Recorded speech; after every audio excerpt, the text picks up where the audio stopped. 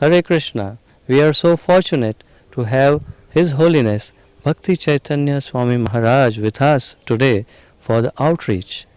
So let's ask him about his experience of the outreach and how he managed to get so many souls in Krishna consciousness. So Maharaj, we are so fortunate that you are here. Thank you for joining us. Please tell us about your experience of outreach, and before that, please narrate to us what in your opinion is outreach.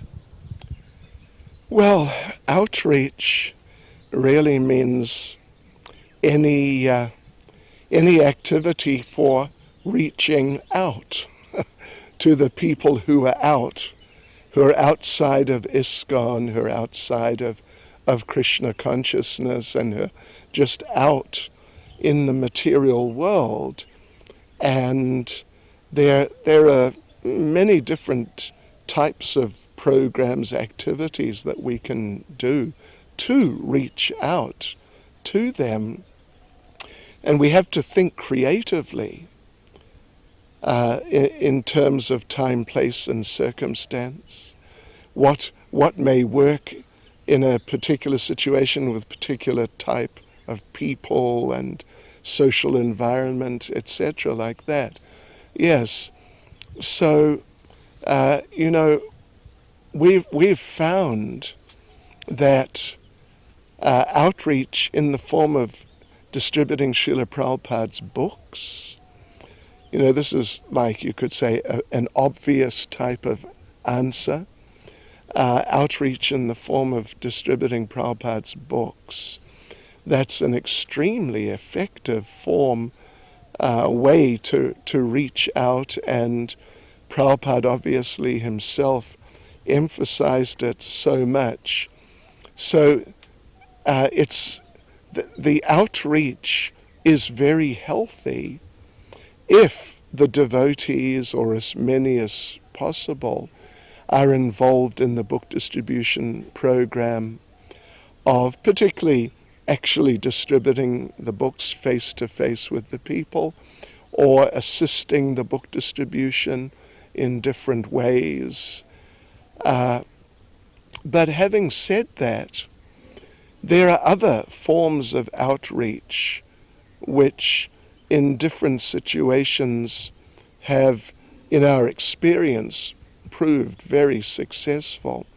For example, I'm based in South Africa, and in South Africa there's quite a big Indian population,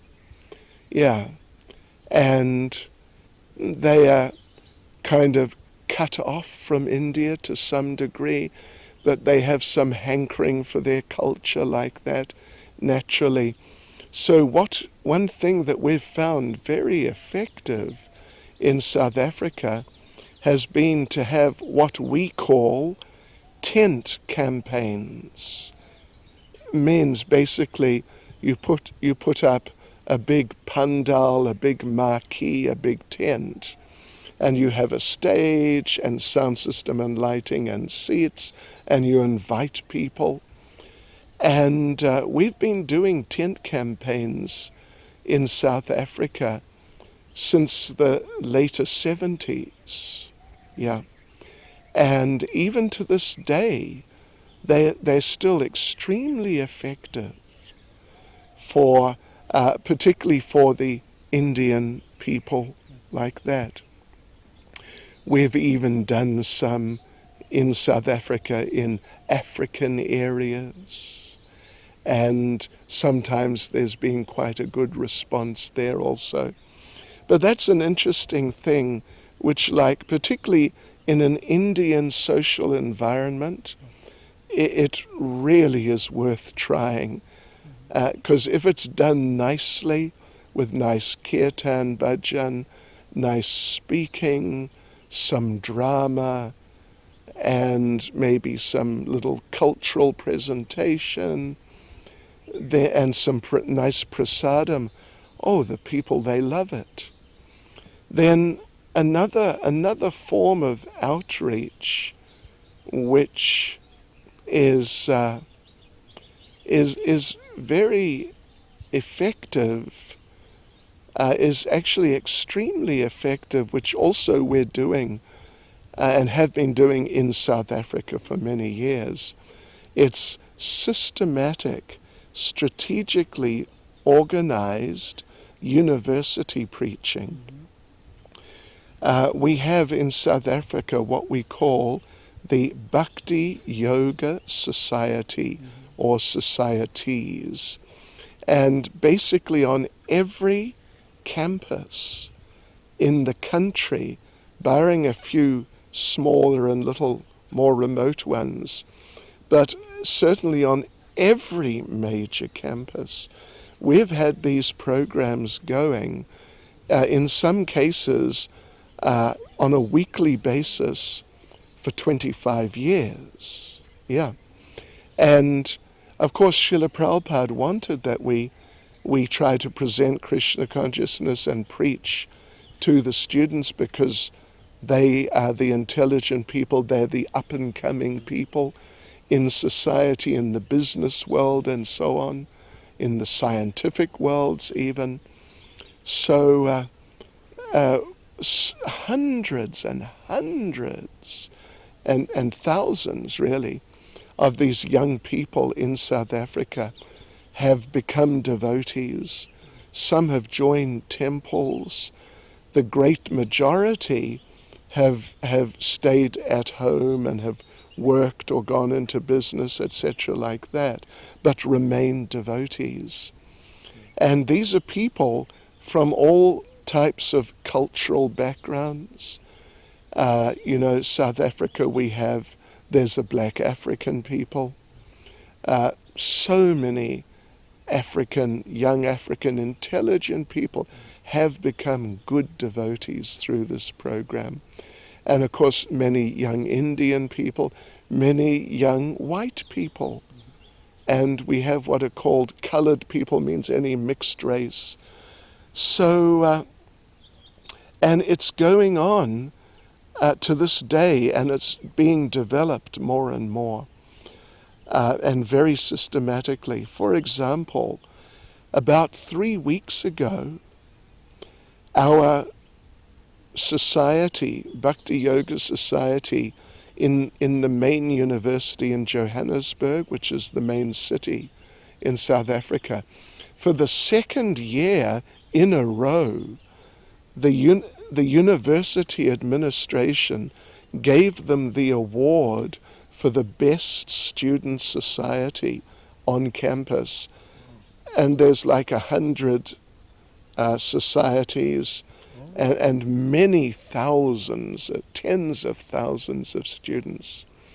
So the devotees, we've seen, when they take it seriously and they develop the program systematically, not just sit down and sort of talk at them and lecture at them, because they're getting lectures every day, the students, but they think creatively how to present different things, like topical presentations, like cooking demonstrations, organizing outings with Food for Life, and getting them involved like this, and having special retreats for the students. That it's very powerful, actually.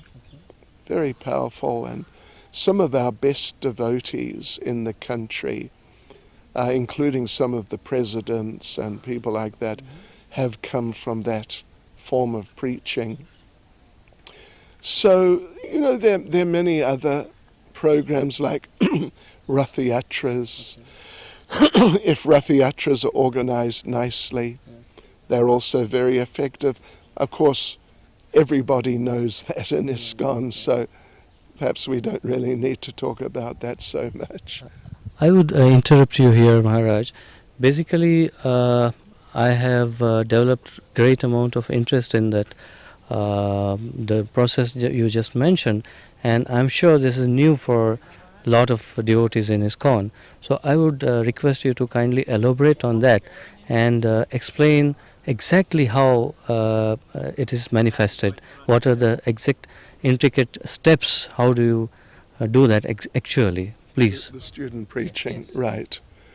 Yes, well, it's done very carefully. The first thing is they're student societies run by students. So it cannot just be, in that context, it cannot just be that the temple devotees or just devotees in general just come in, just organize a program. The students, we have to get students involved and inspired so they will take the lead. Not that they then become autonomous authorities to themselves. They work under the guidance of the experienced devotees, many of whom were previously students and have degrees and so on. Yes, so with the guidance, inspiration and direction of the experienced devotees, those students then organize programs, organize venues, where possible, organize a society room. On the main campuses, we have a room, on that particular campus, which is our room, 24 hours a day, 7 days a week. It's ours.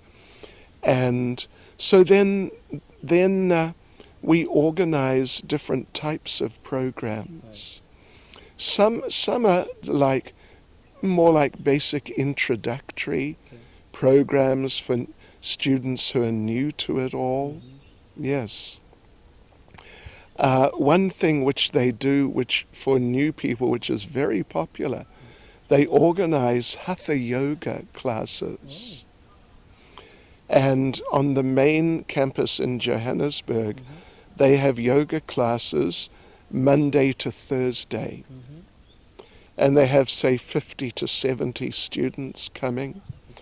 And of course, it's not just simply just Hatha Yoga exercises, but it's strategically presented, nicely presented, so they understand more of that there are different forms of yoga. This is one type, there are higher types, and like that.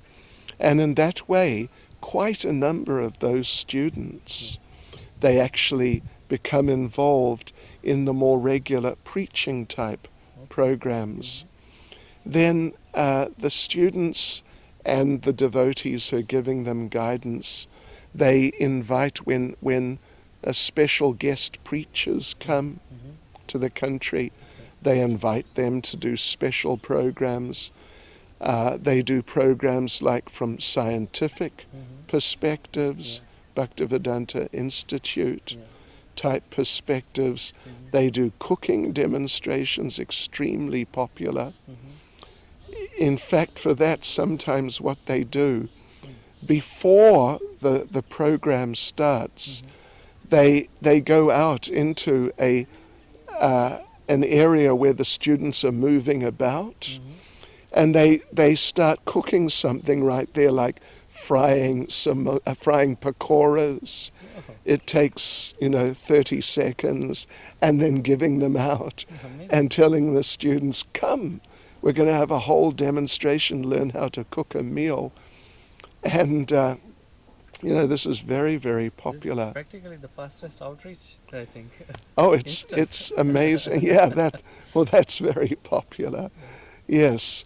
And then they do programs on topical subjects like abortion, for example, like women's rights. In fact, I personally had to make a presentation on women's rights in Krishna consciousness.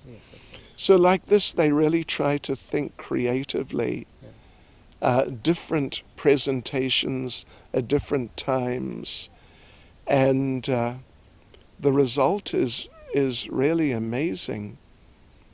So, and there are many other things that they do also, Like they do outings. They do outings, particularly Food for Life, going to the poor areas and distributing prasadam there. That really moves the students and they appreciate Krishna consciousness for that. They do retreats. Oftentimes in one of the major temples where the students get to experience temple life. Yes. Sometimes they do a retreat. They take the students away to a holiday resort in some special part of the country, and they have all these systematic programs, including going for walks in nature and things like this. Yes. So it's a very powerful program. Amazing. I am sure a lot of devotees will gain a lot of powerful tools and get to know a lot of good methods for the outreach, successful outreach. Well, my next question is about, could you please narrate one good example, one good experience that you had out of such one of the outreach programs, and there was a excellent response. Could you please narrate one good example? Okay, yes. I remember one time I was doing a program in the University of Cape Town. It's the second university in South Africa. And there was a group of Christian students, young white people, and they wanted some answers. In other words, they were slightly aggressive, a little confrontational, and, why this and why not that? So we did that program with them. It was meant to be a 1-hour program, and they had other lectures to go to, but it went on for about 3 hours, and they didn't leave. And at the end, there was maybe like 25 of them. Okay. They all stayed. At the end, all 25, they were really seriously inquiring how they could add different aspects of Krishna consciousness to their Christianity. In other words, their perspectives just broadened tremendously like that. So that was a very interesting experience. And another sort of amusing experience, but it was a good one, was that one student came to one program. He was the chairman of the Student Wine Tasting Society. Because they have like 100 societies, all sorts. He was the chairperson, and they'd get all these different wines and test them and grade them. And he was like a bit of an expert on it. But he came to the program, and he became captivated, completely overwhelmed with it. And he actually, on the spot more or less, he became a devotee. But he was still the chairman of the Wine Tasting Society. So he had to go to a couple more programs, but he didn't taste any wine. He just had the others taste the wine, and then he told them, "I'm resigning." Amazing. And he became a full-time devotee, and a very good devotee. In a number of these universities, the students, our society, has a club room, society room. And in those universities where they do, they generally have a morning program every day, at least 5 days a week, Monday to Friday. Not like, for 2 or 3 hours, but maybe 1 hour. And they chant japa with the students.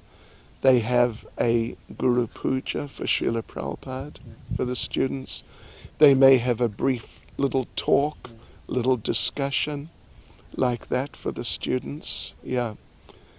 And that's a very nice thing which the students like a lot. Then they have something like open days where they get permission to go into the center of the campus, the main thoroughfare where people are coming and going for the whole day, and have display boards and tables with literature, have kirtans, distribute prasadam to all the students. Yes. So they do that generally they try and do it once a month. Once a term or semester, they have a kirtan evening. And they get one of the bigger rooms and they just advertise it. They just advertise it, put up posters around the university, distribute leaflets. And they may get 100 students coming. And many of them are not even members of the society. But they just find it, it sounds interesting. So they come and have these big kirtans, real kirtans. And because they're young people and they're into music and these things, they get into it so much. So that's another nice thing that the students do. They on those open days, sometimes they have saris and dhotis and a little changing facility, and the people can come and try on a sari, gopi dots, all these things. Yes, it's really a matter of thinking creatively. There are so many ways of doing it, so many ways. And another thing they do regularly is on the campus, they have Food for Life come.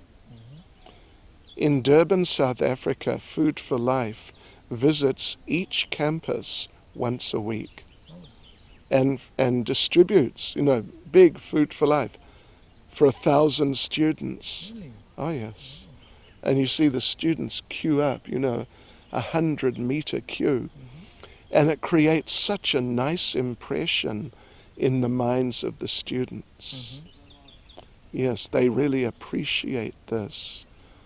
So, like this, the Bhakti Yoga societies, or we call them BYS, they're very popular on all the major campuses. They're popular amongst the student community, well thought of, and well thought of by the administrations of all the universities. So the BYS is something that's really happening, and I'm sure it's going to have a great impact on all the preachers. It's really inspiring. So, Maharaj, my next question is about our 50th anniversary celebration. So, how do you think we can connect this event with outreach and use this opportunity to get more souls in Krishna consciousness? Yes, that's a very important question. In material life generally, when there's some special, like 50th anniversary or some special anniversary, it's something that the people in general recognize, they respect. Yeah, and it's something which all sorts of organizations do of all types, and it's very respectable. So people will just in general, in principle, when they hear, oh, Hare Krishna, 50 years, the people are going to, it's just going to be significant. Oh, it's a real occasion.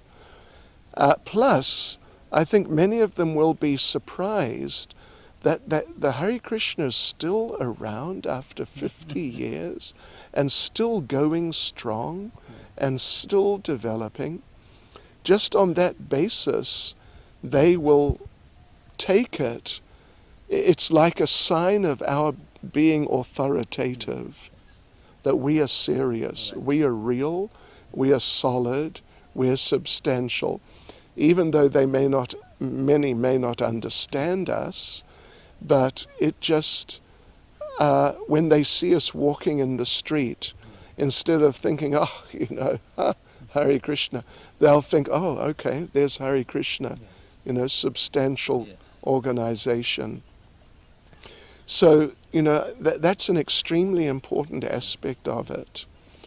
Then, like almost the obvious thing to do is, so to speak, 50th eyes so many things. Yeah. Like if you have an annual Rath Yatra, just as an example. So advertise it as, a 50th anniversary special event and make it special like that. I just had a meeting with our committee in Durban, South Africa, about their plans, the 50th committee, and they're going to organize things like 50 hall programs, one a week, yes. Then they're going to organize that everybody distribute 50 books. Yeah. And this is, thousands of devotees actually. So, in the Durban area vicinity, there's probably, several thousand devotees. If everyone does 50 books, that's really a lot actually.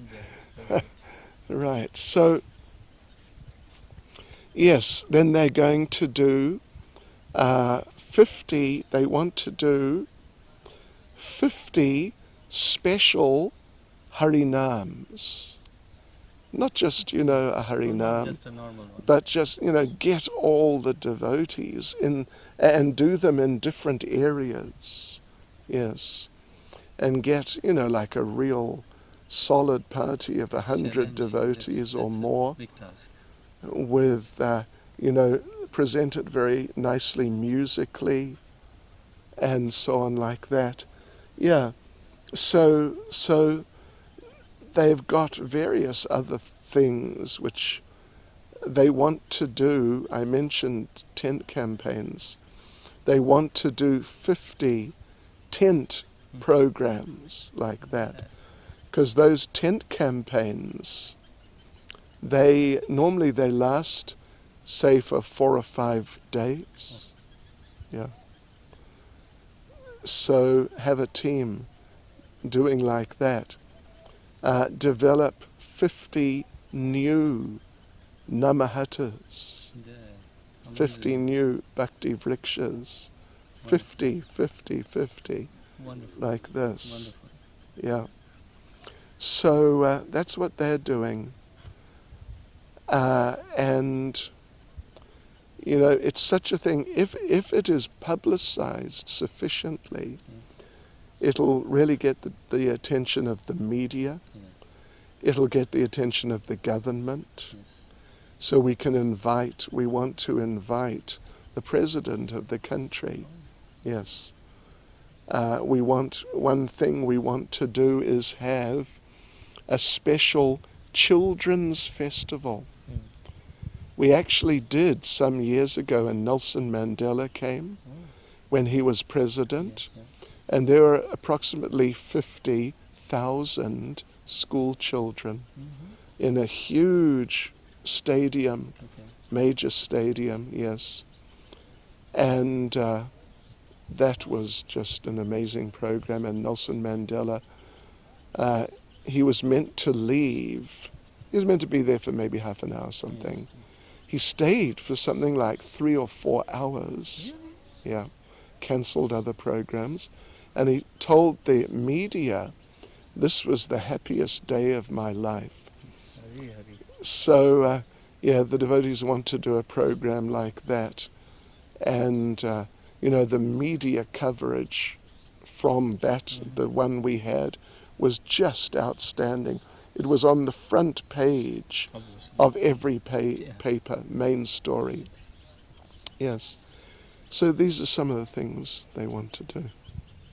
This interview was really, really very fruitful. For me personally, I learned a lot of new methods, and it was really educating. I'm sure everyone is going to benefit greatly from this, and we thank you very, very much, Maharaj. Thank you from the bottom of our hearts for your for spending so much time for us and sharing with us your precious experience. Thank you, Maharaj. Hare Krishna. Hare Krishna.